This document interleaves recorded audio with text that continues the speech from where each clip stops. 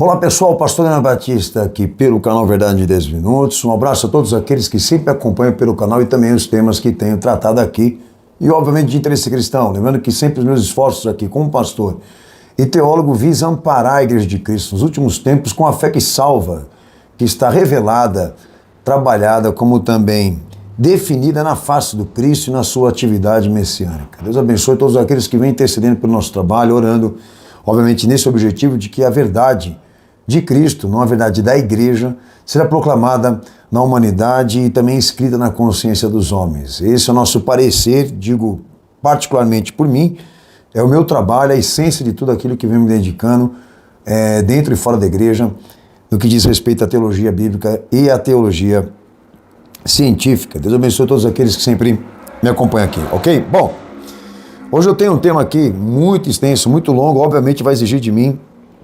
objetividade, que é muito difícil você tratar esse assunto pela metade. Eu não queria ser aqui, obviamente, irresponsável a esse ponto. Então, para aqueles que vão assistir esse vídeo, é muito importante dizer que esse assunto interessa para quem realmente quer aprender e se aprofundar nesse caso. Nós não trabalhamos especulação. Inclusive, eu aqui represento isso, tá? O fato. Não há ideia. Então, tudo que a gente diz, a gente prova o que diz. Então, no final desse vídeo, nós vamos fazer questão de colocar os links, as informações, todas para vocês poderem realmente acessar e procurar, obviamente, as comprovações. Ok? Bom, meu tema hoje aqui é dar sequência à Igreja 2030, que a gente já até se comprometeu com vocês em colocar aqui essa expressão para ficar todo o campo de pesquisa do que a gente vem encontrando acerca da igreja e do seu envolvimento com a ONU e a nova ordem mundial. Bom, quanto mais a gente puxa, mais vem, ok? Então hoje o tema aqui, Igreja 2030, e hoje falaremos do financiamento da família Rockefeller para emancipar o marxismo cultural e teológico dos escritos de Karl Marx. É isso mesmo que você está vendo, que para mim já não era novidade, mas em compensação nós acumulamos aí sérias e infinitas informações para deixar muito confirmado essa denúncia. Bom, lembram vocês que eu já inclusive até falei do Fundo Internacional da Família Rockefeller para financiar um monte de coisa. Mas em compensação, os meus propósitos com esse tema é esse aqui, detalhar o esquema dos globalistas em institucionalizar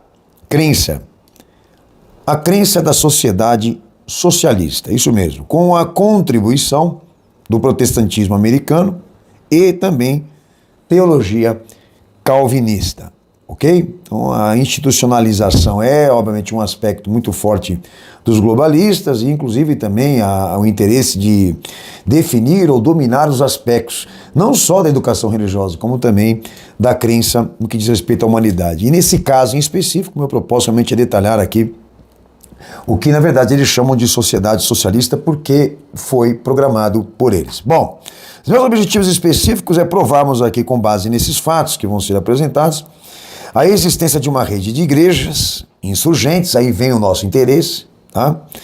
Essas igrejas que estão controladas por eles e, obviamente, existem para cumprir seus ditames, abrange as fases inteiras do cristianismo. Tá? Catolicismo, protestantismo, pentecostalismo, neopentecostalismo, e está dentro daquela estrutura do sistema religioso e político que a gente vem tratando aqui, o sistema político religioso, melhor dizendo, tá? Porque dentro desse sistema político religioso e se concentram igrejas ali, insurgentes, que eles controlam e instituíram, obviamente para atingir os seus objetivos políticos e industriais, e dentro dessa visão gestora, de uma gestão religiosa, comissão de líderes que eles formaram para desempenhar a tarefa comum de usar a igreja, como a ONU está fazendo agora, como também condicionar cristãos a admitir a nova ordem mundial por meio de educação religiosa forjada e firmada pelo Pacto Global. Ok? Bom, essa é a minha introdução.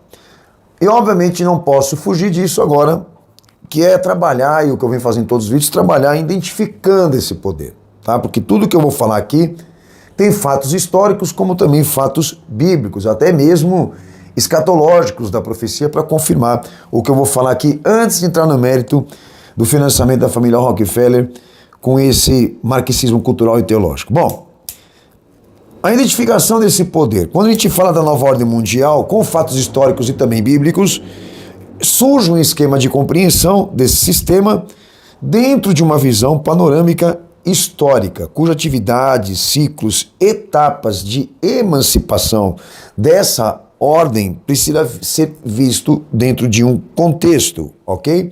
Aí surge uma serpente institucional, simbólica, vista dentro desse quadro, né, de ordens humanas e formação de civilizações, que a gente precisa ter um olhar clínico observador, tá bom? Bom, dentro destas divisões, dessa panorâmica e história de ordem humana e também de civilizações, forma-se ali uma divisão de 4 eras mais a contemporânea: primitiva, operativa, especulativa, me perdoem, e moderna, as 4, mais a contemporânea.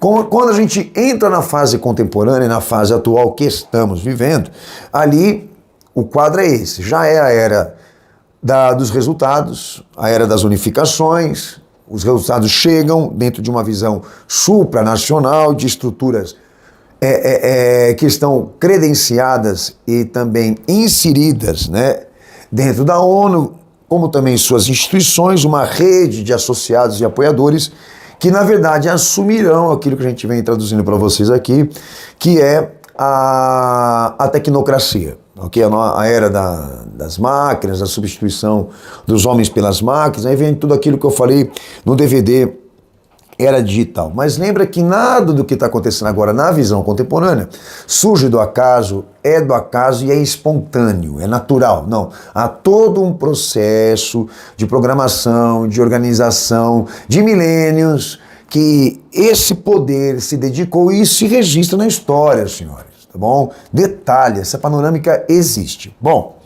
essa serpente simbólica, este poder único, esse poder internacional, universal, ok, está representada, e a gente vem falando para vocês aqui, por uma dinastia imperialista, tá? Toda ela acasalada, que inclusive já falamos aqui da família Rockefeller, que era um dos traços políticos dessa família de dominação, acasalar, fazer filhos e filhos e filhos e filhos, tá? E também cuja forma de governo que conduz os objetivos e os ditames é a aristocracia, como também a aristocracia cristã, uma das formas de governo mais característico e específico dessa ordem, a aristocracia, inclusive também a cristã. Aí a gente vem trabalhando a identificação desse sistema político-religioso que eles formaram, ok? E esse é o nosso interesse, é a igreja, onde ela se encaixa nisso tudo, e a igreja foi usada como instrumento de emancipação para essa ordem. Bom, dentro dessa panorâmica que eu estou tratando aqui, 4 eras mais a contemporânea, existe um ponto de partida de organização muito nítido dentro da história, tá? Não só com visão histórica, como já disse aqui, até por questão também de obediência à escatologia de Jesus. Esse ponto de partida histórico com ações revolucionárias de emancipação, ele se firma fortemente, muito nítido ali dentro da Grécia Antiga, por meio da filosofia, o iluminismo e a organização dos pensamentos, uma versão mais intelectual desse poder, emigra para Roma e ali esse poder se institucionaliza por meio de uma monarquia, do poder papal. E aí, inclusive, gera-se a patente do cristianismo por meio de Constantino, que ali, na verdade, o poder vira igreja mesmo, tá? Bom, esse poder sai de Roma, entra para dentro de toda a Europa, agora já por meio de um iluminismo francês, inclusive também inglês, em nome da reforma protestante, se emancipa mais ainda, por meio da bandeira da nova igreja, mas agora mais numa versão cultural da vida, numa outra versão cínica, ok? E da Europa vai para os Estados Unidos. Ali dentro dos Estados Unidos, esse poder se profissionaliza, vamos dizer assim, essa teologia, né? Essa heresia se profissionaliza, ok? E aí vira o protestantismo do trabalho, a teologia do trabalho, geopolítica para os Estados Unidos, gera a teocracia, e a igreja dá isso a eles ali dentro da bandeira americana. Bom, aí chega para todo o Ocidente, inclusive para a América Latina. E quando chegou para nós, senhores, aí que vem a questão, desembarca ali no Rio de Janeiro, inclusive, né, todos esses mecanismos do sistema político-religioso, a institucionalidade, a intelectualidade, a versão cultural, a teologia do trabalho, e surge ali todo esse combo de mecanismos que, na verdade, este poder iria usar dali para frente para dominar o mundo. Então a igreja, ela é um esquema, tá? Ou seja, o sistema político-religioso e as igrejas que estão credenciadas, ok? Nesse sistema, todos eles trabalham por um bem comum, por um objetivo comum, que, como vocês estão percebendo aqui, e vai ser muito claro isso hoje, que além de convulsionar a sociedade a aceitar a nova ordem mundial, eles precisam do controle das informações, como também do controle educacional. Bom, agora a gente vai voltar lá para a história, né? Um pouquinho lá para trás da história, e falaremos aqui dessa questão do sistema político-religioso que gera essa patente do cristianismo como base de emancipação por esse poder. O cristianismo, né, que existem ali pilares desse poder, que é o protestantismo, o catolicismo e até mesmo o islamismo, que eu já disse aqui para vocês, um paradoxo desse poder que eles, na verdade, criaram, construíram para gerar aquela ambiguidade, para gerar aquela extensão, né, de ideologias. Mas notem vocês que eu falo sempre isso aqui, que tanto o cristianismo protestante, o catolicismo, até mesmo o islamismo, são como é que fala? Tendências que unem esses dois fatores, né? Igreja e Estado. Por quê? Porque esse paradoxo que eu estou me referindo aqui, esses três pilares desse poder, né, pela religião, todos eles dividem o mesmo papel e a mesma tarefa de introduzir a dispensação materialista do reino de Deus. Ou seja, todos eles com a mesma estratégia política e também industrial de usar a religião e a igreja para atingir os seus objetivos, ok? Políticos e industriais, tá? Então todos esses três pilares trazem essa semelhança.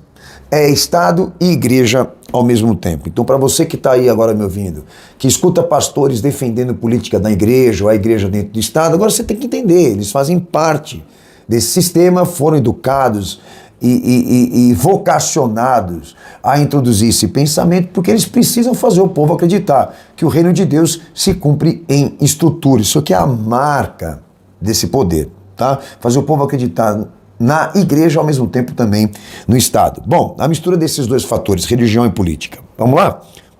Nós também aqui, dentro já de uma visão mais contemporânea, o sistema político-religioso que a gente vem desmontando para vocês, aparece dentro de um paralelo também de emancipação, de uma visão contemporânea, que abrange CMI, Conselho Mundial das Igrejas, o Vaticano e a ONU. Aí nós estamos lá entrando agora dentro do Pacto de Lausanne de 74, que foi uma fase muito importante para eles dentro da história, de organização eclesiástica, ok? Com projetos de estruturação de gestão religiosa, radicalização da nova prática cristã, do que é ser cristão segundo o que eles queriam ensinar, formando esses paralelos aqui, sociedade, igreja e política, Bíblia, igreja e ONU, que agora é o que está na Agenda 2030, e a maioria das igrejas que estão nesse esquema trabalham para cumprir esse tema, ok? Então é isso que a gente vem expondo para vocês aqui. Um outro acrescentamento de introdução que eu posso dar a vocês, que dentro desse sistema político-religioso, e é muito importante para falar isso hoje aqui também, dentro desse sistema político-religioso nós temos ali, ou dispõe, três ambiguidades teatrais da política e da ideologia política, que são o que eles chamam de sementes da discórdia. Então criou-se ali, dentro do sistema político-religioso, três ambiguidades que eles também controlam. A versão política moderna liberal, aristocrata, que eu já falei aqui, a ideologia política radical democrata, da classe média, como eles trabalham e especificam, e também a socialista, comunista, anarquista, os trabalhadores do ódio, do forte ódio, né? Mas são esferas que eles dominam e controlam com ideologias diferentes, são sementes, me perdoem, para causar discórdia e a separação, como também os conflitos pelo debate. Bom, já dentro de uma vista mais para frente, mais moderna, mais contemporânea, essas três ambiguidades se transformam para nós hoje, inclusive agora no palco da presidência ou do futuro presidente nessa época de eleições, né? A esquerda e a direita. A esquerda com o sentido social da redenção, pela luta de minorias ou de classes mais desfavorecidas, a primazia do sentimento, que eles trabalharam para ela cumprir somente esse papel, e a direita, que também eles controlam e também educaram, para trazer uma outra ideologia, um outro pensamento.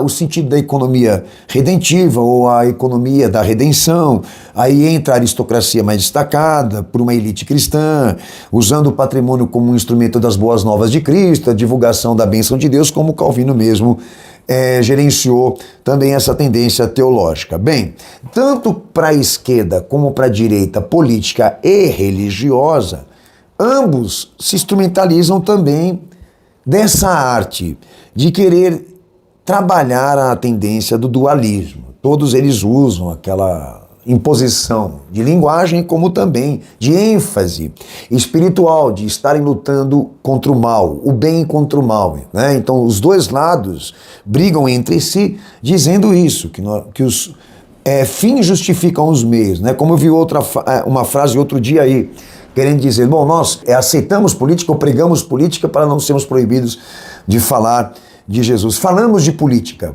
para não sermos proibidos de falar de Jesus. Isso, né? Agora eu lembrei a frase, né?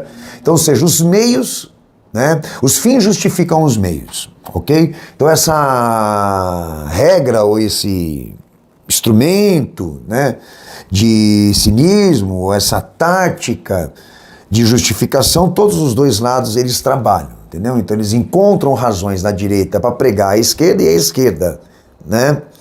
Melhor dizendo, eles encontram razões na direita para fortalecer as ideias da esquerda e a direita encontra as razões de maldade na esquerda para fortalecer também as suas ideologias de direita. Então, todos os dois lados brigam entre si, por isso eles são ambíguos. Mas, detalhe, todos eles são controlados por um único poder, porque está financiado e organizado por isso, né?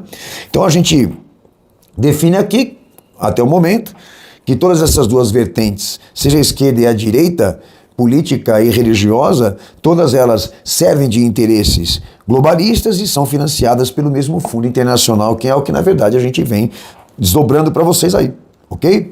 Agora a gente vai entrar naquela fase operativa para especulativa, voltar um pouquinho lá para a história, essa fase que foi importantíssima para eles, que é a reforma protestante, que serviu de mecanismo de emancipação institucional para a maçonaria.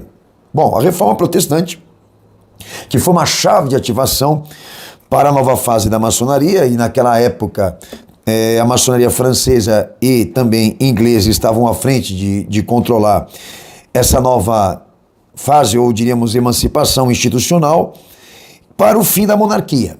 Isso na Idade Média. Ali surgem organizações de ações revolucionárias e libertárias que viriam a ser representadas nessa nova fase por uma condição protestante e maçônica.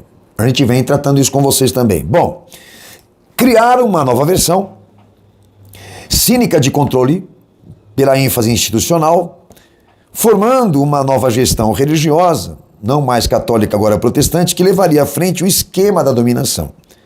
Um iluminismo protestante com base católica e também anticlerical. Ok? Isso na terceira fase está muito consolidado e organizado por eles. O protestantismo assume a frente de ser a nova igreja para eles e dar a eles a ênfase maior, que era a institucionalidade de suas organizações. Bem, então passa aí agora, a partir da Idade Média, a peregrinação teológica, política e industrial pelo calvinismo, também Lutero estava metido no meio, que a gente vem desdobrando isso para vocês, e o investimento se dirigiu para onde?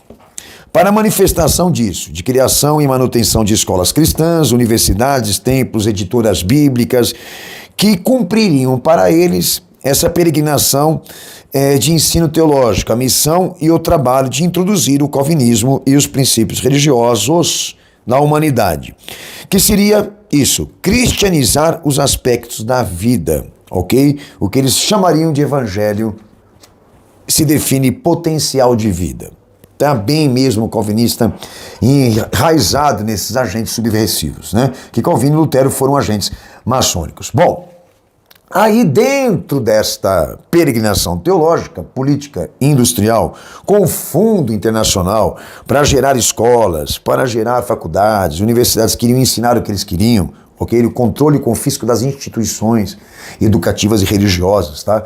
Formando, né, uma nova base de gestão religiosa, agora não mais feita de padres, não feita mais de clérigos, né, mas de pastores, de missionários, aquela coisa toda que eu já falei alguns vídeos atrás, que quando desembarcou no Rio de Janeiro, desembarcou dentro de um navio militar, para você ter uma noção, ok? Bom, a gente tratou alguns vídeos atrás, revelando para vocês que foi criado um fundo internacional financeiro para esse investimento, um programa de investimentos e fundo internacional para gerar essa institucionalidade gigantesca de igrejas, templos, universidades, blá, blá, blá, blá, blá, que a Fundação Rockefeller e a família Rockefeller se dedicou. Isso é histórico, senhores, tá bom? Bom, daí eu dei a vocês alguns vídeos atrás o nome desses fundos internacionais. Ok? Financeiro, Fundo Financeiro Internacional, que a família Rockefeller criou para gerar todas as estruturas eclesiásticas e de educação religiosa, tá? O Conselho Federal das Igrejas da América, a FCC, e o Conselho Federal das Igrejas de Cristo, americana, tá? Esses dois fundos financeiros internacionais da família Rockefeller para gerar a institucionalidade pelo protestantismo, inicia-se lá em 1905 a 1908, que eu vou falar aqui.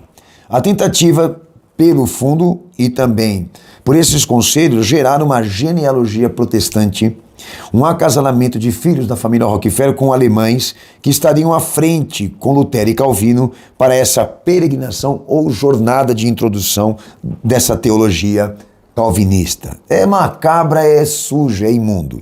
Tá? Aí eu quero fazer uma observação rápida aqui.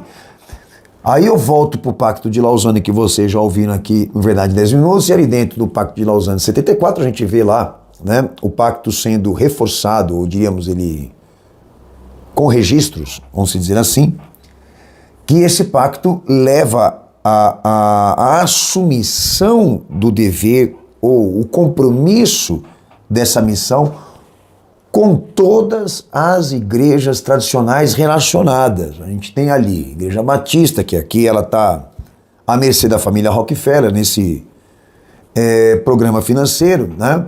Igreja Batista, presbiteriana, wesleyana, metodista, dispensacionalistas, luterana, a gente, todas elas ali. Por isso você tem que entender o quê?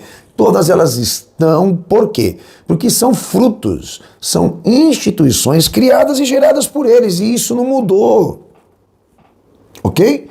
Isso não mudou para nós aqui na visão contemporânea, isso se estendeu, pelo contrário, eles geraram inúmeras instituições eclesiásticas, para-eclesiásticas, conselhos, ONGs. É uma coisa absurda que eu desdobrei aí com vocês de informação no Pacto de Lausanne e é uma coisa aterrorizante.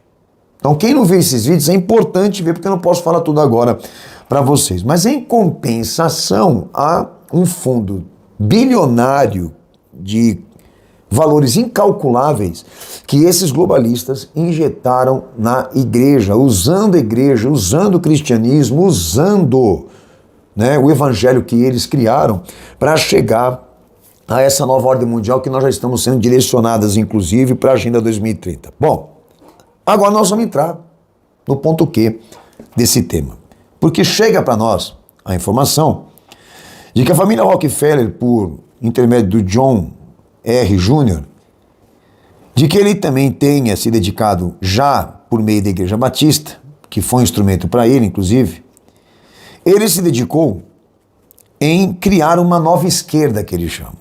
Tá? O que seria a nova esquerda? Eu vou te explicar mais ou menos aqui. Então, a família Rockefeller pela Igreja Batista e suas fundações usaram os escritos de Karl Marx para institucionalizar a crença dos conceitos das desigualdades. Eu vou explicar o que eles queriam com isso, tá? E formar um evangelho social, essa porcaria que está dentro da igreja hoje, ok? Bom, O que eles queriam com o evangelho social? O que a família Rockefeller buscava, né, com esse investimento, por intermédio dos escritos de Karl Marx, que define-se aqui como a institucionalização da crença dos conceitos das desigualdades. Eles queriam, tá, revigorar, ou vamos dizer assim, criar a capacidade disso, de uma versão secularizada da teologia calvinista. Eles queriam criar uma versão secularizada da teologia calvinista, tá? Com duas funções. Primeiro, a defesa dos fanáticos dentro de um ambiente descrente, você vai entender. Segundo, o recrutamento, o proselitismo, para sustentar a resistência das massas por meio dos amantes do tom vermelho, ok? Eles queriam criar uma classe de ódio, lembra? Eles queriam potencializar a esquerda e o ativismo dos pensamentos do marxismo. E detalhe, não criar só uma versão política disso, cultural disso, mas também teológica. Esses caras geraram fundos específicos para sustentar os pensamentos de Karl Marx especificamente dentro da igreja, gerando a perspectiva do evangelho social, a aplicação dos métodos científicos sociais. Esse cara foi estudar os livros de Karl Marx para ver o que ele podia arrancar, o que ele podia conseguir como ferramenta e instrumento para controlar a igreja, gerando uma nova versão, lembra? Uma versão secularizada da teologia calvinista. Senhores, isso aqui é diabólico. Então, a partir de 1918, passam a surgir, historicamente, investimentos em universidades para expandir o plano da disciplina das ciências sociais, a famosa sociologia, com expansão internacional, e tudo isso com organização e fundo financeiro pela família Rockefeller. Bom, esse fundo de investimento da família Rockefeller para essa tarefa levava o nome da esposa falecida dele, o que definiu aí historicamente o memorial com o nome Laura Spemann R. Tá? Levou o nome da esposa dele esse memorial, e a partir de então, criando esse fundo de investimento com o nome da mulher dele, e se eu não me engano até falecida, ele passa a fazer aquela disseminação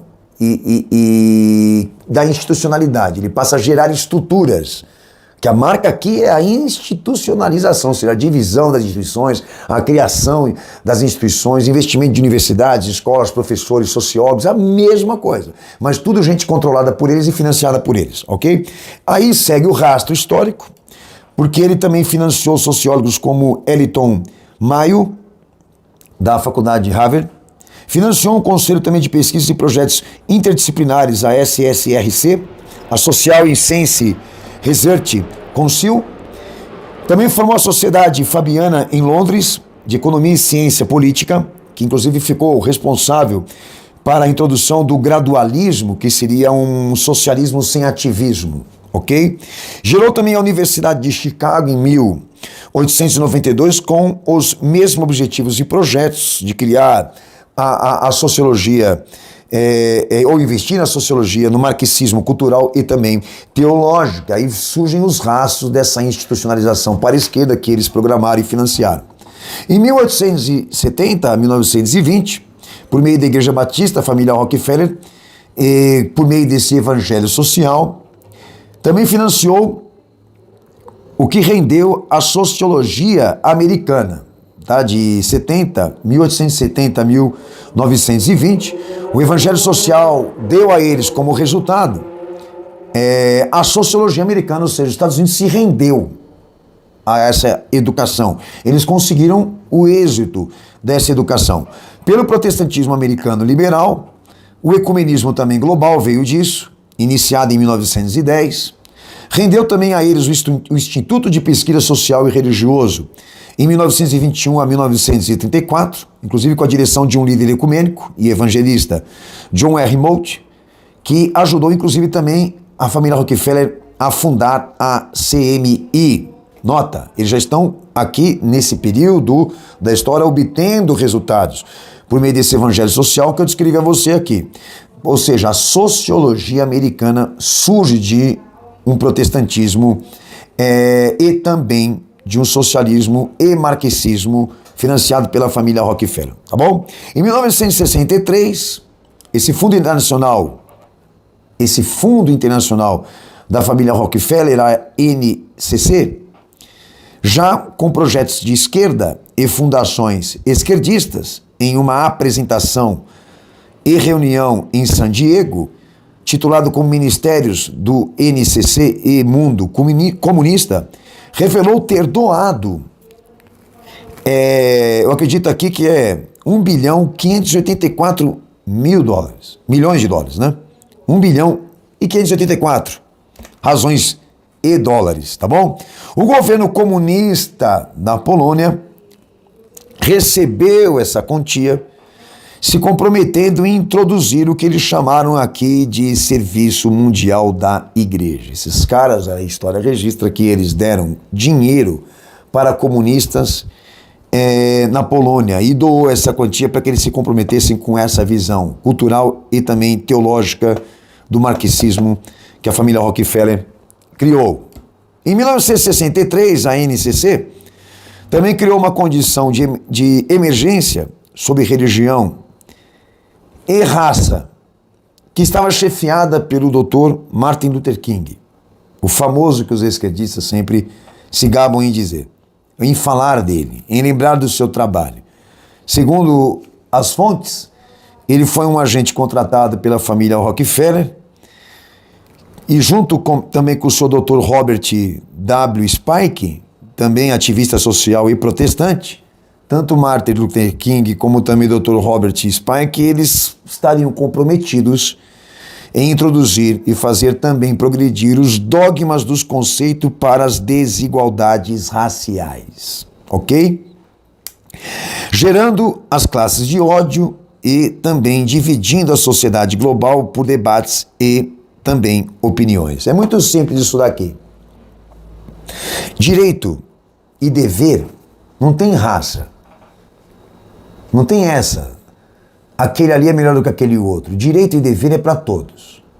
Só que qual é a tática aqui? Vamos dividir as classes, as suas opiniões, elas guerreiam entre si, brigam entre si, enquanto eles governam. Isso aqui é uma forma de tirar a atenção da sociedade por meio disso, do instrumento das ideologias. A semente da discórdia, que eu já dei até uma pauta para vocês aqui, entendeu? Então, a intenção também dessa discussão que está em torno das cotas raciais, como também das cotas para minorias, é para alavancar, potencializar ainda mais o debate, como também o caos das opiniões. E aí eu até faço aqui uma observação rápida. O cálculo é muito simples. Se eles quisessem realmente naquela época inibir ou até mesmo extinguir, né, aquele ódio contra o povo negro nos Estados Unidos, se eles quisessem, era muito simples, é gerar uma lei firme para criminalizar qualquer um que fosse contra a lei. Ou seja, manda prender qualquer um que fosse racial, tá? Ou contra qualquer raça, independentemente se é branco, independentemente se seja de outra cor. Só que eles não querem consertar a situação do desrespeito das desigualdades. Eles querem gerar pequenas leis, como também pequenas organizações e também tendências, porque precisam da convulsão social. Está aqui, está diante de nós aqui. Entendeu? Então o Dr. Martin Luther King não tinha razões de defender a raça nem o seu povo. As razões dele eram políticas, eram industriais, porque ele estava lá para fazer um trabalho para os globalistas, a fim de fazer exatamente, gerar essa classe de ódio, como também gerar esse palco de desgraça e de debates em torno do óbvio, que é óbvio que todo homem, a Carta Magna, todo homem tem direito e dever, independentemente de sua raça. Isso é uma coisa muito simples, entender, mas eles não querem consertar. Bom, e detalhe, né? Esse quadro que a gente está apresentando para vocês aqui, de um único fundo e uma única família se interessar em gerar aquelas estruturas ambíguas do poder político ao mesmo tempo, do poder religioso, que eu estou explicando aqui o interesse deles em relação a isso, historicamente se divide em dois aspectos para aquilo que a gente tratou aqui. Tá? A família Rockefeller, como também os demais globalistas que nós estamos tratando, eles se pontificaram em financiar e organizar dois blocos políticos e religiosos, a direita e a esquerda. A direita, que leva os traços do liberalismo econômico, a ideologia econômica política, um pouco mais individualista, empresarial e não estatal, né? Que tem ali a obrigação, como também o dever de peregrinar um protestantismo mais materialista, um protestantismo mais condicionado à vida econômica, ou a vida econômica como seu potencial de alegação de fé, etc, etc, que historicamente se confirma, inclusive até a família Rockefeller, com a ajuda de Adam Smith, né, filósofo e economista, traçaram esses objetivos pelo calvinismo, traçaram esses objetivos pelas suas organizações e universidades credenciadas, ao mesmo tempo que eles nutriam, financiavam, organizavam, recrutavam estes aqui com a tendência mais econômica liberal. Do outro lado, eles construíam também um império para a esquerda, tá? Onde ali estariam também gestores, religiosos, líderes inspirados pelos escritos e também pelos pensamentos de Karl Marx, com o fundo de dinheirama enorme, gigantesco, para criar esse mecanismo de crenças e de desigualdade, gerando, né, essa mutilação de consciência, que foi gerar uma multidão de cegos, insensatos, gente sem raciocínio, para não falar gente mais ignorante ainda, né, guiados por uma esquerda que, quando não muito anarquista e ativista, devassa, né, diríamos assim, e todos eles motivados a defender o que mal sabem compreender, e com razões de discurso, avanço político, até mesmo imoralidade, porque a esquerda, ela assume, né, um papel deplorável, ok? O propósito realmente era esse, a aplicação desses cálculos. Enquanto se gera uma sociedade com tendências de uma teologia materialista, a gente gera do outro lado, por educadores que financiamos, a tendência do sentimento, a primazia do sentimento, a defesa das classes, a divisão das classes, das minorias, blá, blá, blá, blá, que esses aí vão brigar com esses de cá. Os dois lados vão brigar entre si. Aí vem aquela questão do dualismo. E tudo isso aqui é engenharia social. São caracteres de tendência deles, tá? Com o fundo financeiro deles. Bom, aí vem aquela visão do dualismo, né? A esquerda prega que o mal está na direita e a direita prega que o mal está na esquerda. Mas os dois são financiados pelo mesmo. Olha só. E outro dia, até mesmo, né, eu vi uma frase do Ed Renekiewicz, que inclusive está na lista dos nomes que esse fundo também financiou, nas organizações que ele pertenceu, que ele disse lá que, para ele, todo cristão deveria ser da esquerda. Porque o papel dele, como do Orivaldo Ramos, como também da Visão Mundial, que são centros, né, de gerenciamento do que eu estou tratando aqui, inclusive também financiados por esse poder, o ofício, o papel deles é esse. É recrutar gente que se sensibilize pelo que eles falem, acatam as suas ideias, seus pensamentos, e gerar essa cúpula, gerar essa concentração de massa de pessoas que acreditam realmente nisso, de que a liberdade, o direito, de que o bem, né, possa existir e prevalecer sobre o mal.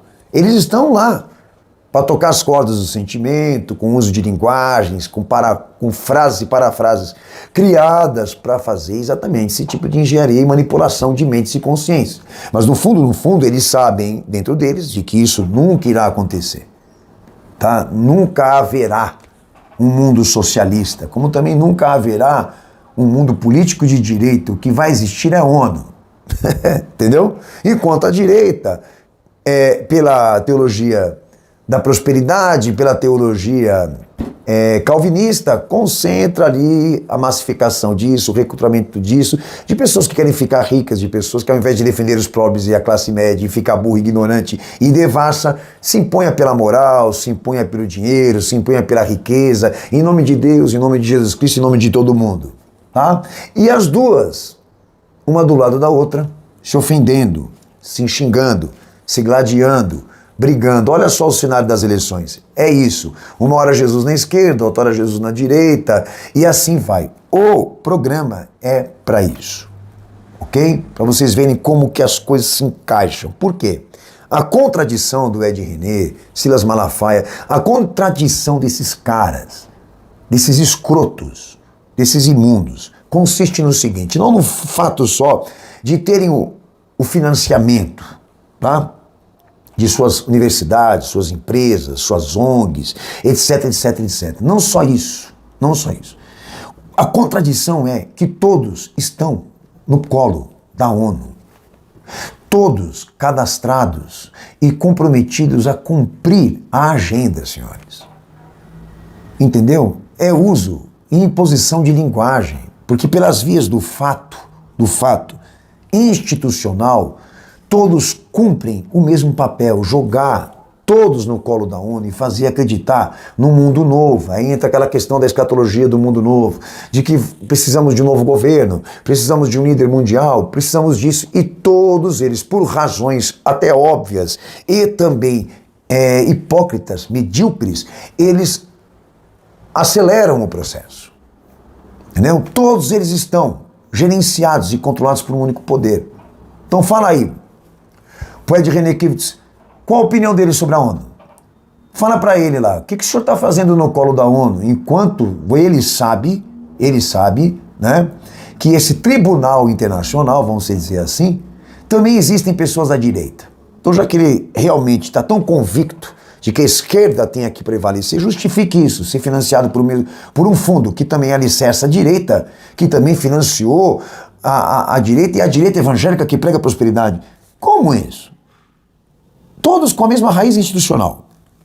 Então eles estão ali trabalhando o dualismo, estão trabalhando a introdução desse caos, gerando, né, esse cadastramento, vamos dizer, recrutamento de pensamentos e ideias. A esquerda, enquanto ela diminui o potencial da intelectualidade, diminui o déficit de consciência, alavancando e aumentando o sentimentalismo, mas a direita, com a moralidade, com a ética, pelas razões econômicas, pelos direitos da família tradicional, pelo discurso moralista, também potencializa e cria com as massas a mesma obrigação, o mesmo dever, acreditar que o reino de Deus está aqui.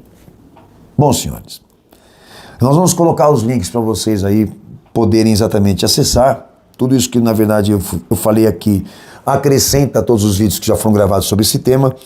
E aqui eu chego na parte final desse apelo, né, a todos vocês, para que vocês realmente possam estar mais íntegros nesse sentido, de se separarem dessa visão institucional, desse sistema político-religioso que nós estamos trabalhando aqui, repudiarem, se separarem completamente, porque todas essas estruturas estão matando almas, jogando vidas no inferno e afastando elas do Evangelho verdadeiro de Cristo.